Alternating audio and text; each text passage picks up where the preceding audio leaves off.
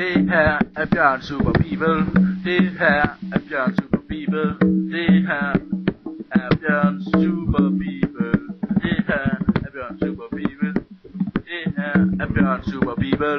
Det her er Bjørn Super Bibel. Ja, goddag og velkommen til Bjørns Super Bibel. Jeg sidder her med dagens første gæst, Johan Bjørkvig. Johan han har sendt en klage til staten, fordi han er utilfreds med at være grønlænder. Og hvad skyldes det, Johan? Hvor fanden er tilfreds med at være grønlænder?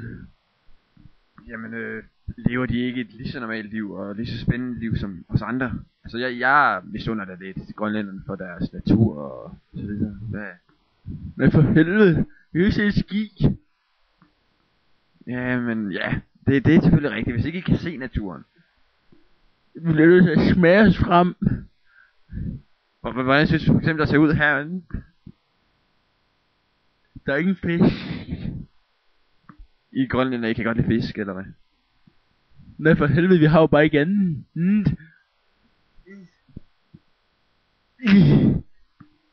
Nej, jeg tror sgu nok, I har andet.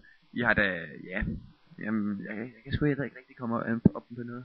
Men nu er du i Danmark, og hvad har du tænkt dig at bruge din tid på nu, hvor du er i Danmark? Fange katte. Og hvad vil du bruge de katte til? Jeg vil opfinde en ny slags toiletpapir. Og hvordan vil du gøre det med katte? Jeg vil bruge knurhårene fra katten til at væve toiletpapir. Og hvad inspirerede dig til den interessante, må jeg sige, men lidt mærkværdige idé? På Grønland tør vi jo røv på is.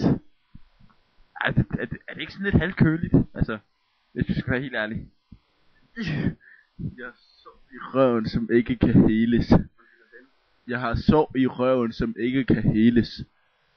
Og det lyder ubehageligt. Og det er meget ubehageligt, når man rammer en isbjørneklo,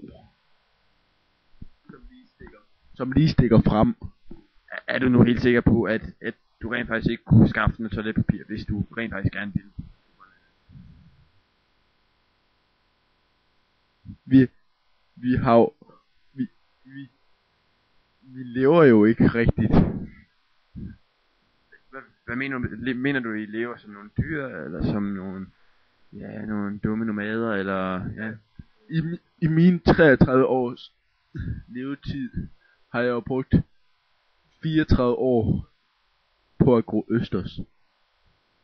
Jamen det har jeg faktisk godt hørt, men jeg synes du er en meget interessant gæst, må jeg sige, Johan, men jeg er nødt til at smide dig ud. Simpelthen fordi vi ikke har mere tid, og så fordi at du begynder at lugte lidt af fisk. Og vi er straks klar med vores næste gæst. Men først